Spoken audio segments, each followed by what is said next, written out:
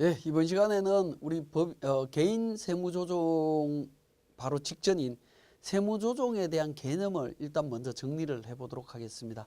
자, 세무조정이라고 하는 것은 기업회계와 세무회계의 차이를 조정하는 부분입니다. 자, 당기순이익과 소득금액, 당기순이익은 기업회계의 의미고요. 소득금액은 세무회계의 의미입니다. 그래서 거의 이 개념은 뭐 유사하다라고 일단은 보고요. 자, 손익계산서에서 계산이 됩니다. 기본적으로.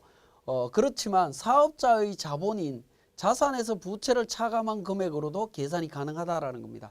당기순이익 계산이 어디에서 계산이 되느냐? 이 부분입니다. 자, 이 개념이 정확하게 잡혀야 우리가 세무조정을 할 때 손익계산서만 보고 할 거냐? 아니면 재무상태표도 볼 거냐? 이 개념이 나오게 됩니다. 자, 그러면 여기서 제가 질문을 하나 드리면 기말재고자산이 늘어나면 당기순이익은 늘어날 거냐 줄어들 거냐 하는 부분입니다. 자, 기말재고자산이 증가하면 당기순이익은 어떻게 될 거냐? 증가할 거냐 감소할 거냐 하는 부분입니다. 자, 이 질문에서 여러분들이 생각하실 때 이 질문은 굉장히 많은 질문을 받는 것 중에 하나이기도 하지만 항상 헷갈리는 부분이기도 합니다. 당기순이익이라고 하는 결과에 대한 포커스를 두고 찾는다라고 하면 여러분들은 손익계산서에서 답을 찾을 겁니다.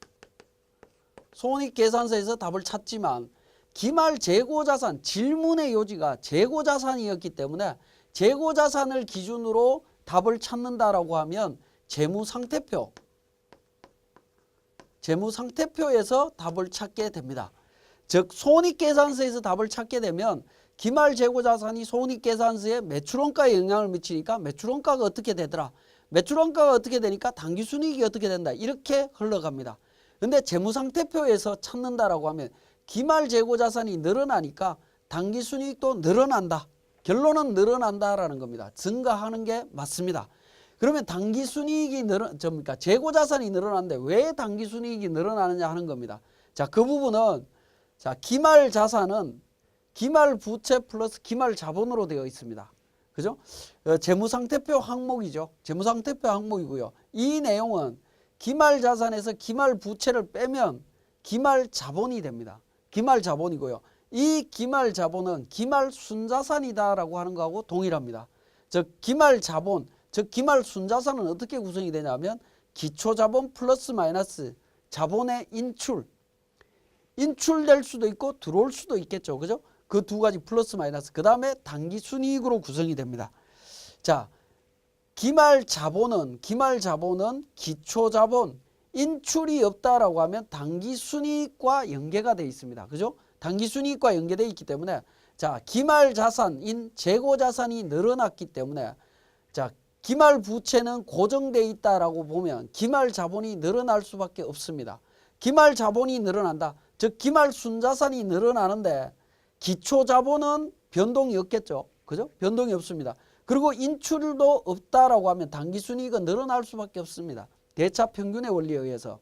자, 이렇게 접근을 하는 부분입니다. 자, 매출액이 늘어나면 당기순이익 어떻게 됩니까? 매출액이 늘어나면이라고 해서 매출액으로 제가 질문을 했기 때문에 여러분들은 손익계산서로 파악을 하시면 됩니다. 손익계산서에 수익이 늘어나면 당기순이익 당연히 늘어납니다. 이건 굉장히 쉽죠. 그죠? 그렇게 자, 당기순이익은 손익계산서에서 찾을 수도 있지만 손익계산서에서 기본적으로 찾기도 하지만 자산부채에서도 당기순이익을 찾을 수도 있다라는 겁니다. 그죠? 이걸 반드시 기억을 하셔야 됩니다. 자, 그런 이유 때문에 우리가 세무조정을 할 때는 손익계산서에 의한 세무조정과 재무상태표에 의한 세무조정 둘 다 챙겨보셔야 된다라는 겁니다. 그래서 개인 세무조정을 진행하기 위해서는 여러분들이 결산한 재무제표, 즉 손익계산서와 재무상태표를 전체를 동시에 같이 보면서 세무조정을 하셔야 됩니다. 근데 많은 분들이 정리를 하면서 손익계산서와 관련되는 것은 많이 챙기는데 재무상태표에 대한 부분들은 많이 놓치고 있습니다. 많이 놓치고 있는데요. 실질적으로는 재무상태표도 같이 보고 세무조정을 진행을 하셔야 됩니다. 자, 그 내용이 우리 교재에 83페이지의 내용이 있습니다. 손익계산서 측면에서 세무조정, 재무상태표에서 세무조정 관련되는 부분이 있습니다. 수익 비용과 세무회계에서는 총수익금액 또는 필요경비라고 이야기를 하는데요.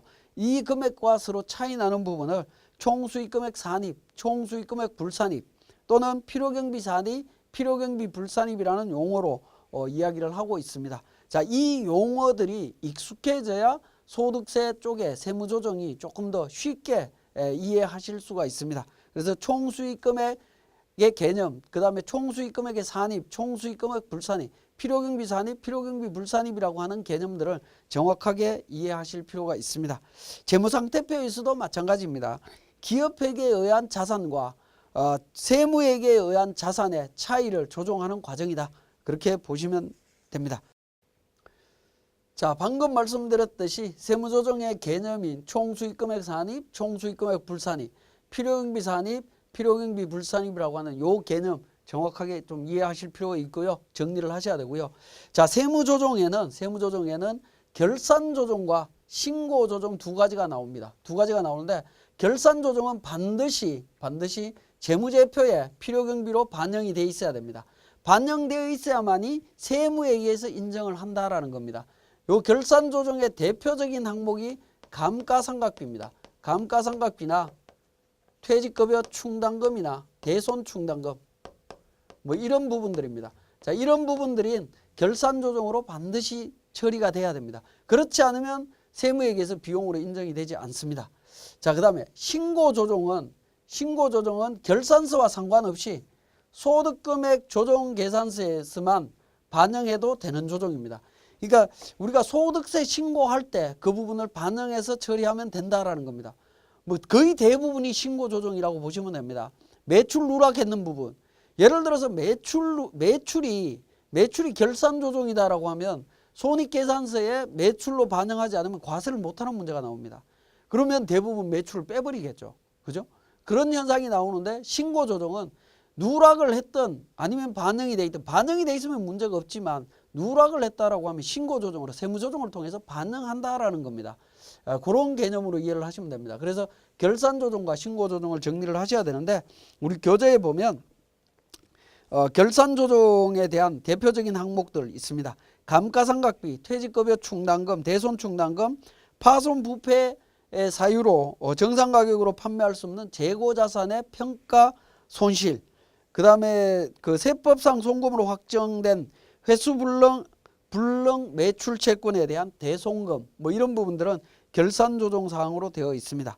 자, 신고조정사항은 결산조정사항 이외의 모든 내용들은 신고조정이다라고 보시면 되겠는데 소득세나 지방소득세 환급금에 대한 총수익금액 불산입 조정이라든가 또는 국세지방세 과언합 환급금 이자, 부동산 임대보증금 등에 대한 총수익금액 산입 특례 이런 부분들, 그 다음에 동그라미 6번에 소득세 지방 소득세의 필요경비 불산입 뭐 이런 부분들은 무조건 신고조정으로 세무조정을 하셔야 됩니다. 물론 신고조정 사항도 결산조정으로 처리할 수도 있습니다.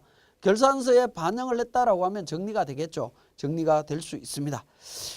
자, 그 다음에 결산재무제표상의 세무조정 항목 한번 확인해 보겠습니다.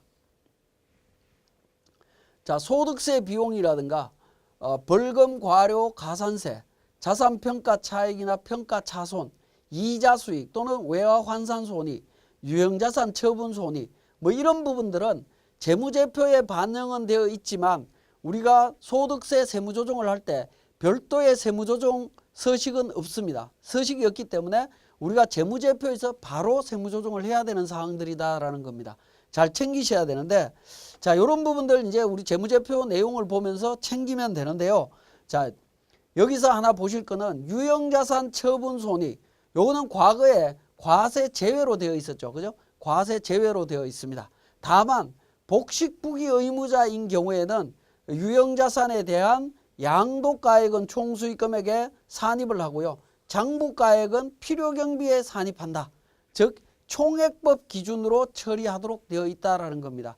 그래서 유형자산 처분 손익에 대해서 어떻게 정리할 거냐 하는 부분인데요. 기본적으로는 이 부분에 대해서는 일단은 먼저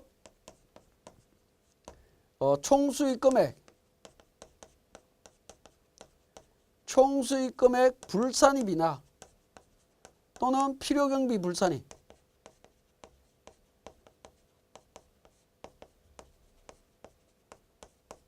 그죠? 처분 이익이 나왔다라고 하면, 재무제표에 있다라고 하면 총수익 금액 불산입 처리를 하고요. 필요경비 처분 손실이 나왔다라고 하면 필요경비 불산입 처리를 합니다. 자, 이 세무조정을 한 후에 수익금액 조정 명세서,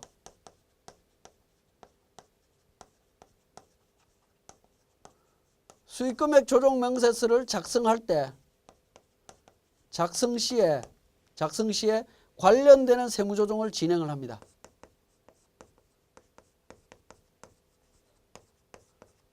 진행한다라고 이해를 하시면 되겠습니다. 그래서 소득세법에서는 기본적으로는 유형자산 처분손익이 과세소득에서 제외되기 때문에 우리 재무제표를 보면서 세무조정을 하실 때는 반드시 먼저 총수익금액 불산입이나 필요경비 불산입 세무조정부터 먼저 진행을 합니다. 먼저 진행을 하고 관련되는 내용에 대해서 총수익금액 산입과 필요경비 산입에 대한 내용은 우리가 수익금액 조정 명세서에서 다시 작성을 하시면 됩니다. 자, 그렇게 진행이 되는데 그 과정들을 우리 세무사랑 프로를 통해서 한번 또 정리를 해보도록 하겠습니다. 자, 교재 86페이지에 세무사랑 프로 운용 방법이라고 해서 내용이 나와 있는데요.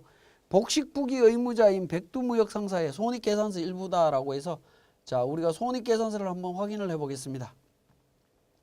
자, 손익계산서 매출액부터 쭉 내용이 나오는데 하단 부분으로 가게 되면 이자 수익이나 여기에 보면 유형자산 처분 손실까지 내용들이 나와 있습니다. 자, 우리 교재의 자료를 보면 손익계산서의 이자 수익은 250이 반영돼 있는데 정기 적금 만기 해약으로 인한 이자 소득이다. 자, 이자 수익은 사실은 사업과 관련성이 있다 하더라도 소득세법에서는 이자 소득으로 과세하도록 하고 있습니다. 분리를 하고 있기 때문에 이자 소득으로 구분해야 되니까 사업 소득에서는 제외시켜야 되겠죠. 그러니까 총수익 금액에 지금 포함이 되어 있으니까 총수익 금액 불산이 해서 세무조정을 진행하게 됩니다. 자, 이 세무조정은 바로 개인조정에서 소득금액 조정 합계표를 통해서 세무조정을 바로 진행하시면 됩니다.